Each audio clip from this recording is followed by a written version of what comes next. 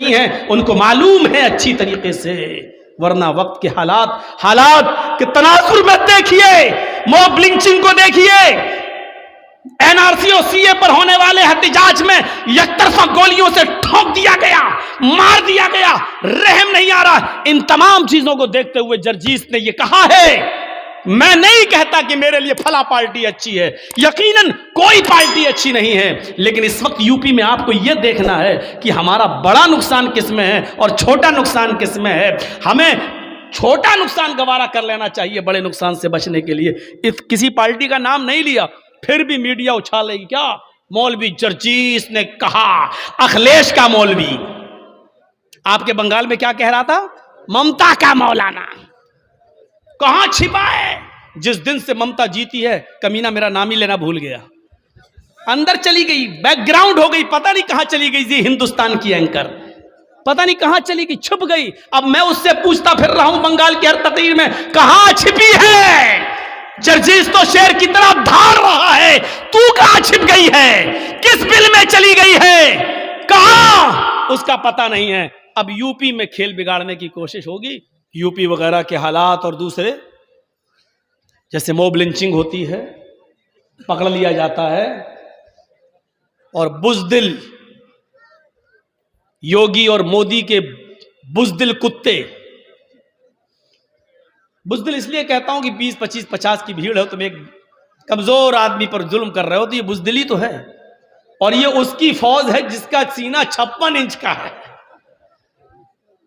یہ اس کی فوج ہے، لیکن 56 انچ کا سینہ بہت کم ہو گیا، 40 کا رہ گیا۔ معلوم ہے کیوں؟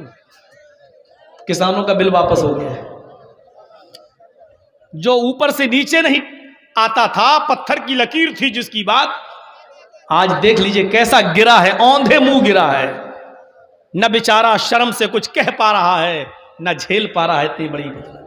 اور کسان تینوں بل واپس ہونے کے بعد بھی ہٹنے کا نام نہیں لے رہے ہیں، وہ کہہ رہے ہیں کہ اس کا جھوٹا پن ہمیں معلوم ہے کتنا بڑا جھوٹا آدمی ہے، ہم جائیں گے نہیں جب تک یہ پارلیمنٹ میں اس بل کو پاس کر کے ایم ایس پی پر گارنٹی قانون نہیں بنا دے گا، ہم جائیں گے نہیں، کیونکہ ہمیں معلوم ہے کہ اپنی اماں کے پیٹ سے بھی پیدا ہوا تھا تو جھوٹ بول کے پیدا ہوا تھا، ہمیں اس کا جھوٹا پن معلوم ہے، ان کو اچھی طریقے سے معلوم ہے، وہ اس لیے جانے رہے ہیں۔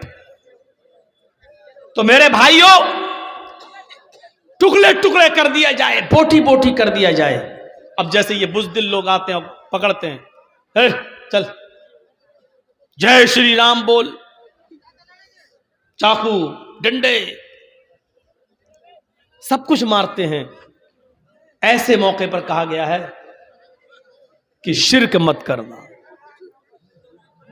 جے شری رام کا نعرہ لگوایا جائے، لگا کر جان بچا سکتے ہو، کوئی حرج کی بات نہیں، لیکن اگر وہ یہ کہیں کہ ایک مورتی لائیں یا اپنا کوئی آدمی لائیں اور یہ کہیں کہ اس کو سجدہ کر، اس کے سامنے اپنا ماتھا ٹیک تب تجھے چھوڑیں گے، تو ایسے موقع پر اپنی جان دے دینا منظور کر لینا، لیکن کسی کے سامنے سر نہیں جھکانا، یہ ہے کسی کے سامنے سر جھکانا شرک۔ مسلم شریف کی حدیث سے ایک صحابی اللہ کے نبی سے کہتے ہیں کہ اللہ کے رسول، اگر جنگل میں کچھ لوگ مجھے قتل کرنے آ جائیں، ماریں، کچھ لوگ گھیر لیں اور یہ کہیں کہ اللہ کا انکار کر، محمد کے رب کا انکار کر، تب تجھے چھوڑوں گا، اور انکار کرنے سے میری جان بچ رہی ہو تو کیا میں انکار کر دوں؟ تو اللہ کے رسول نے فرمایا ہاں، اگر محمد کے رب کا انکار کرنے سے، تو اپنے رب کا انکار کرنے سے تیری جان بچ رہی ہے تو کر دے۔ لا الہ کہتے ہو تب بھی تو اللہ کا انکار ہی کرتے ہو، کوئی معبود نہیں، ابھی بھی تو اللہ کا انکار کر رہے ہو، جب سب کا انکار کر دیا تب ایک کا اقرار کرتے ہو، الا اللہ۔ تو اگر وہ یہ کہیں کہ محمد کے رب کا انکار کر، اپنے رب کا انکار کر، تو کر دینا اگر تیری جان بچ رہی ہے۔ پوچھنے والے نے پوچھا اللہ کے رسول، اگر وہ یہ کہیں کہ میرے معبود کو سجدہ کر، میرے آقا کو یا میرے مالک کو سجدہ کر، تب چھوڑوں گا تو اللہ کے نبی نے فرمایا اگر اللہ کا انکار کر کے تیری جان بچ رہی ہے تو بچا لینا، لیکن اگر غیر اللہ کو سجدہ کر کے تیری جان بچ رہی ہے تو پھر اپنی جان مت بچانا، اپنے آپ کو قتل کروا لینا، ٹکڑے ٹکڑے کرا لینا، بوٹی بوٹی کرا لینا، لیکن کسی غیر کے سامنے سر نہ جھکائیں. یہ اسلام کی بنیادی اساس ہے. میں آپ سے دامن پھیلا کے بھیک مانگ رہا ہوں. اتنا زیادہ میں کبھی گرا نہیں ہوں جتنا میں آج گر رہا ہوں. اب اس بھیک کی لاج رکھ لیجئے, خاموش ہو جائیے,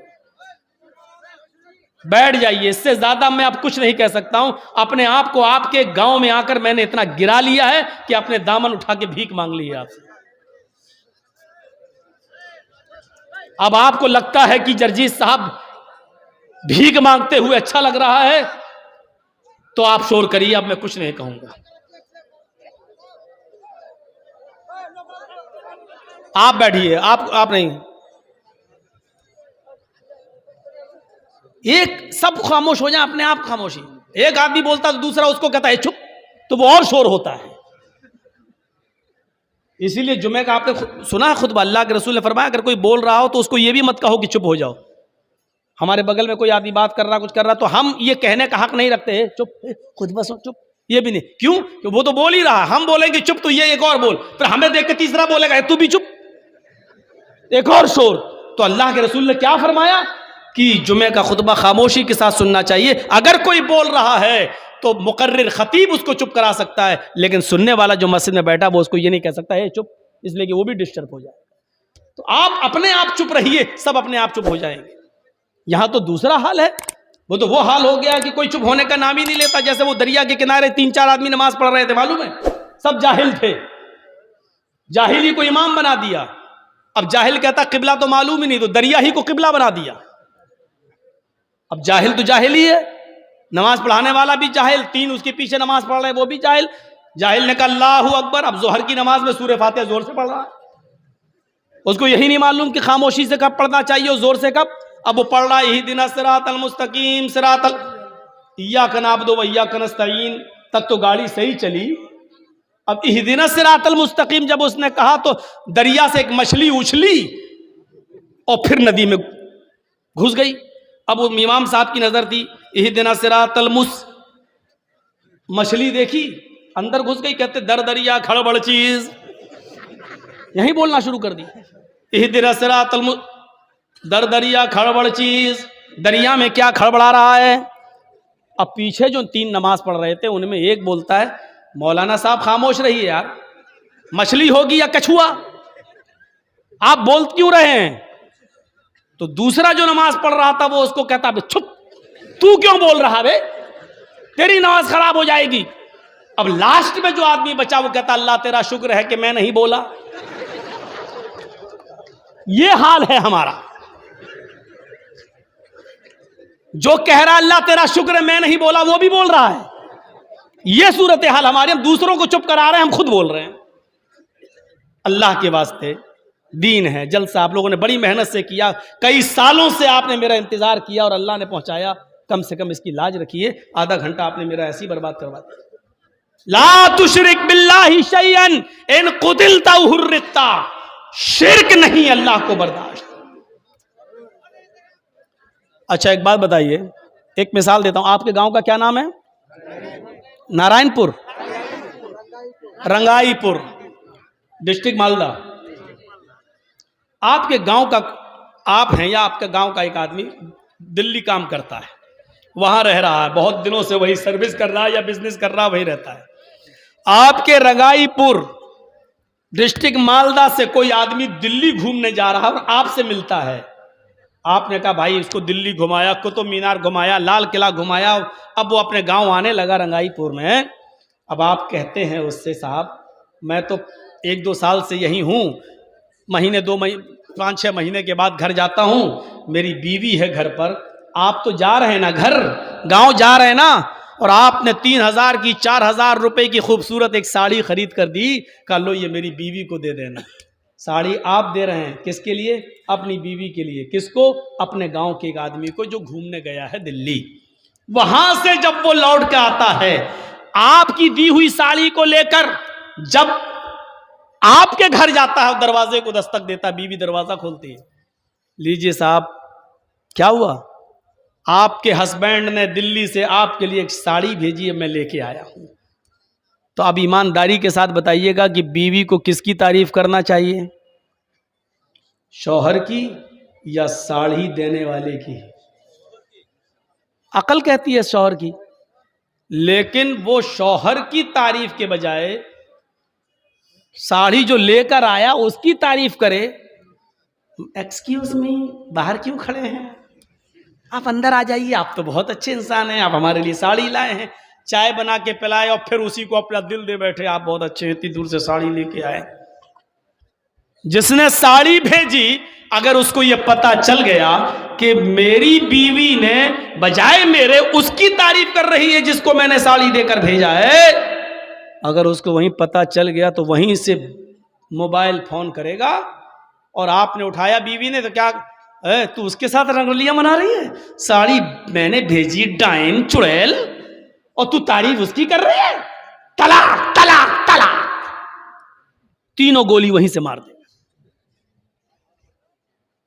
آپ اپنی بیوی کی اتنی سی بے غیرتی برداشت نہیں کر سکتے، آپ اپنی بیوی کی اتنی سی بے غیرتی برداشت نہیں کر سکتے، پھر وہ اللہ اتنی بڑی بے غیرتی کیسے برداشت کر لے کہ رحم مادر میں پانی کے قطرے سے بچے کی انگلی میں بناؤں، انگلیوں کے پور میں بناؤں، ہاتھ میں بناؤں، پیر میں بناؤں، آنکھیں میں بناؤں، کان میں بناؤں، دماغ میں ہزاروں تاروں کا کنیکشن ڈال کر دو چمکتی ہوئی ٹیوب لائٹ آنکھوں کی شکل میں دوں، جہاں ہوا نہ پہنچ سکتی ہو اس اندھیری کوٹھری میں 9 مہینے بچے کی زندگی کو میں سلامتی بخشوں، اس کو سرکشا میں دوں۔ تیری ماں کھانا کھا رہی تھی اور اللہ تعالیٰ تجھے تیری ماں کے پیٹ کے اندر تیرا پیٹ بنا رہا تھا، تیری ماں سو رہی تھی، اللہ تیری ماں کے پیٹ کے اندر تیری آنکھیں بنا رہا تھا، تیری ماں کھانا بنا رہی تھی اور اللہ تعالیٰ تیری ماں کے پیٹ کے اندر تیرے کان بنا رہا تھا، تیری ماں چل رہی تھی، تیری ماں شادیوں میں تھی، تیری ماں یہ سب کام کر رہی تھی اور اللہ اپنا کام کر رہا تھا۔ اَيَحْسَبُ الْإِنسَانُ أَن يُتْرَكَ سُدًى أَلَمْ يَكُن نُّطْفَةً مِّن مَّنِيٍّ يُمْنَىٰ ثُمَّ كَانَ عَلَقَةً فَخَلَقَ فَسَوَّىٰ فَجَعَلَ مِنْهُ الزَّوْجَيْنِ الذَّكَرَ وَالْأُنثَىٰ۔ او میرے بندے تو ہی بتا، اس پانی کے قطرے کو انگلی میں نے بنایا، پور میں نے بنایا، ہاتھ میں نے بنایا، کوہنی میں نے بنائی، بازو میں نے بنایا، گھٹنا میں نے بنایا، پنڈلی میں نے بنائی، ریڑھ کی ہڈی میں نے بنائی، دماغ میں نے بنایا، آنکھیں دیکھنے کے لیے ہم نے دی، سننے کے لیے کان ہم نے دیے، اور جب تیری ماں کے پیٹ سے تو باہر آیا تو چیخنے لگا کہ اجمیر والے نے دیا، بدایوں والے نے دیا، کچھوچا والے نے دیا، پھلواری شریف والے نے دیا، داتا گنج نے دیا، فرید گنج نے دیا۔ جب تم اپنی بیوی کی ایک چھوٹی سی بے غیرتی برداشت نہیں کر سکتے ہو تو اللہ یہ بے غیرتی کیسے برداشت کر سکتا ہے کہ سب کچھ میں کروں؟ تم اپنی ماں کے پیٹ میں ہو، ابھی باہر نہیں آئے ہو، بچے کو باہر آنے کے لیے سب سے پہلے ہوا کی ضرورت ہے، اس لیے کہ ابھی تک وہ ماں کے پیٹ میں اللہ اس کو آکسیجن پہنچا رہا ہے، لیکن جب وہ باہر آئے گا تو اس کو ہوا کی ضرورت ہے۔ او میرے بندے تو اپنی ماں کے پیٹ میں تھا، باہر آنے سے پہلے میں نے ہوا کا انتظام تیرے لیے پہلے کر دیا۔ او میرے بندے تو اپنی ماں کے پیٹ کے اندر تھا، تو ابھی باہر نہیں آیا، تجھے آتے ہی بھینس کا اور گائے کا دودھ ہضم نہیں ہو سکتا تھا، تیرا لیور بہت کمزور تھا، تجھے بالکل ہلکے دودھ کی ضرورت تھی، تو ابھی باہر نہیں آیا، تیرے آنے سے پہلے اللہ نے تیری ماں کی پستان کے اندر دودھ کی نہر پیدا کر دی ہے۔ ہاں اس پستان میں ہلکے ہلکے سوئی کی سوراخ سے بھی ہلکے، سوئی کی نوک سے بھی زیادہ ہلکے ہلکے ماں کی پستان میں جس جگہ بچہ دودھ کو اپنے منہ میں پکڑتا ہے اس حصے پر اللہ نے ہزاروں سوراخ پیدا کر دیے، ہزاروں سوراخ بنا دیے، ایک سوراخ نہیں ہزاروں سوراخ ہیں، اس لیے کہ بچہ جب پکڑے گا منہ تو ایک دم اتنا دودھ نہ آ جائے کہ اتنا دودھ پیتے ہی اس کا لیور خراب ہو جائے، کیونکہ اس کا لیور مضبوط نہیں ہے، اس لیے اس میں رکاوٹ کی ضرورت تھی۔ اللہ نے ماں کی پستان میں اتنے سوراخ کر دیے کہ بچہ چاہے جتنا زور سے دودھ کو چوسے اتنا ہی ایک بوند یا دو بوند ہی آئے گا، جو بچہ آسانی سے پیٹ میں لے سکتا ہے اور اس کا لیور اس کو آسانی سے ہضم کر سکتا ہے۔ یہ سارے کام رحم مادر میں کروں اور پیدا ہونے کے بعد یہ کہہ دو کہ یہ تو اجمیر والے نے دیا، بدایوں والے نے دیا، فلاں نے دیا، فلاں نے دیا۔ میرے بندے یہی شرک ہے جو میں برداشت نہیں کر سکتا۔ اے معاذ لا تشرک باللہ شیئا ان قتلت او حرقت، اے معاذ اللہ کے ساتھ کبھی کسی کو شریک مت کرنا، چاہے تمہیں قتل کر دیا جائے یا جلا کر تمہیں راکھ کر دیا جائے۔ یہ اسلام کی بنیادی چیزوں میں سے پہلی چیز تھی، اس لیے بتا دیا کہ شرک مت کرنا۔ اللہ کو سب کچھ گوارا ہے لیکن شرک گوارا نہیں ہے۔ سب کچھ میں کروں پھر میرا نام کے بجائے کسی دوسرے کا ٹائٹل، اور ٹائٹل بھی اس کا جو اتنے کمزور کہ ان الذین تدعون من دون اللہ لن یخلقوا ذبابا، کشمیر سے کنیا کماری تک، بریلی سے بغداد تک سب مل جائیں تو ایک مکھی بھی پیدا کرنے کی طاقت نہیں رکھتے۔ کمزور ہیں تو اتنے، اور تم ان کو کہو کہ اس نے دیا۔ کمزور ہیں تو اتنے کہ مکھی اگر کوئی چیز لے کے اڑ جائے تو یہ مکھی کو پکڑ کر ان سے جو چیز لے کر گئی ہے اس سے وہ چیز واپس لینے کی بھی طاقت نہیں رکھتے، اتنے کمزور، اور تم ان کا نام لو، میرا نام ہٹا کر، میرا ٹائٹل ہٹا کر، تو یہ شرک اللہ رب العالمین برداشت نہیں کرتا۔ پہلی چیز۔ دوسری چیز آئیے، اور یہ حقیقت ہے، ہندو دھرم کی کتابیں بھری پڑی ہیں اس سے، نہ تسّ پرتما استی، اس ایشور کی کوئی پرتما نہیں ہے، کوئی مورتی نہیں ہے۔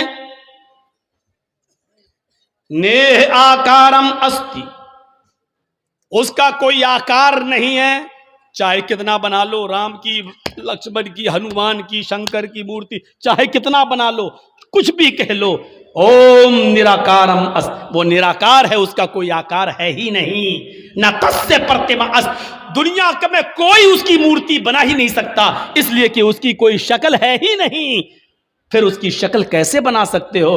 لیس کمثلہ شیء، اللہ کے مثل کوئی چیز ہے ہی نہیں، وہ تو نور ہے، وہ تو نور ہے۔ قرآن بھی یہی کہتا ہے، وید بھی یہی کہتے ہیں، یچتیو یوپم مما نستسما دیوی شوریریشا، اس سے مانگو وہی سب کچھ دینے والا ہے، نستسما دیوی شوریریشا، اس کے علاوہ اس کے اترکت کوئی نہیں ہے جو تمہیں کچھ بھی دے سکے، بلکہ دیویشو آیا، کوئی بھی دیوی دیوتا تمہیں کچھ بھی نہیں دے سکتا۔ نستسما دیوی شوریریشا، اس ایشور کے، اس اللہ کے علاوہ کوئی دیوی دیوتا نہیں جو تمہیں کچھ بھی دے سکے، کچھ دینے کی چھمتا کسی کے اندر نہیں ہے، جو کچھ بھی ہے وہ اللہ۔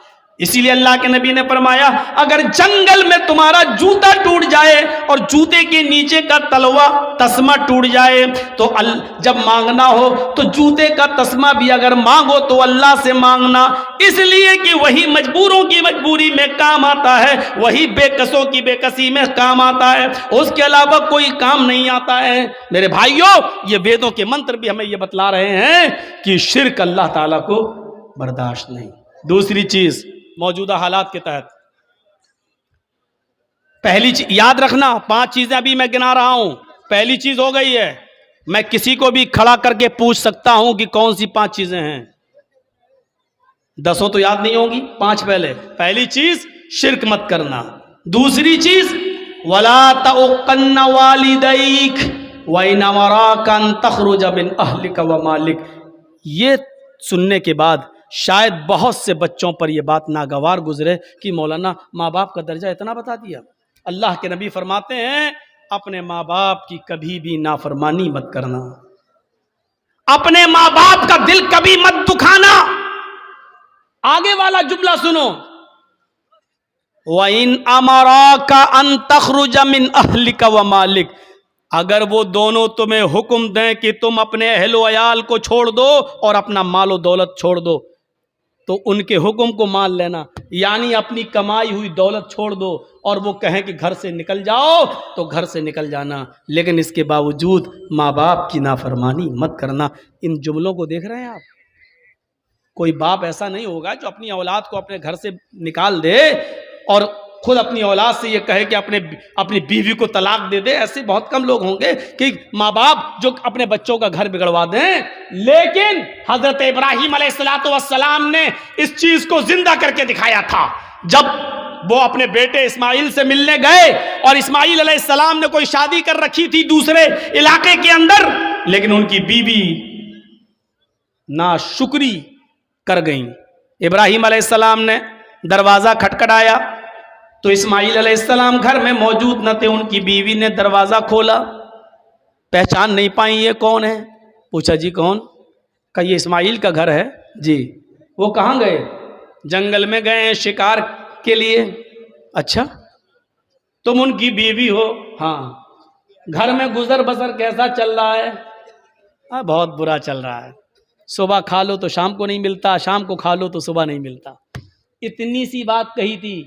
میری ماں بہنیں سنیں، یہ بات ان کے مطلب کی ہے، سنیں اگر میری اردو سمجھ میں آ رہی ہے تو۔ ویسے آنا چاہیے، ٹی وی کے سیریل دیکھتی ہیں ہندی والے تو آنا چاہیے۔ ہم سے یو پی میں ایک میڈیا والے نے پوچھا کہ مولانا آپ تو ہندی اردو بولتے ہو تو بنگال میں آپ کی تقریر لوگ کیسے سمجھ جاتے ہیں؟ میں نے کہا بنگال سے زیادہ تو میری بات کہیں سمجھنے والے ہیں ہی نہیں، کیسے سمجھ جاتے ہیں؟ یہ بات کیسے کہہ رہے ہو؟ میں نے کہا دیکھیے میں نے چناؤ میں ایک ہی اشارہ کیا تھا، بڑے نقصان سے بچنے کے لیے چھوٹا نقصان کرنا پڑے تو کر دو۔ بنگال والوں نے سمجھ لیا اور ایک طرفہ ووٹ ڈال دیا۔ ایک طرفہ ووٹ، تو جتنی بات بنگال کے لوگ ہماری سمجھتے ہیں اتنا تو کہیں نہیں سمجھتے۔ یو پی میں دیکھو کیسی کھینچا تانی چل رہی ہے، ابھی دیکھیے پورا کھیل کھیلا جا چکا ہے۔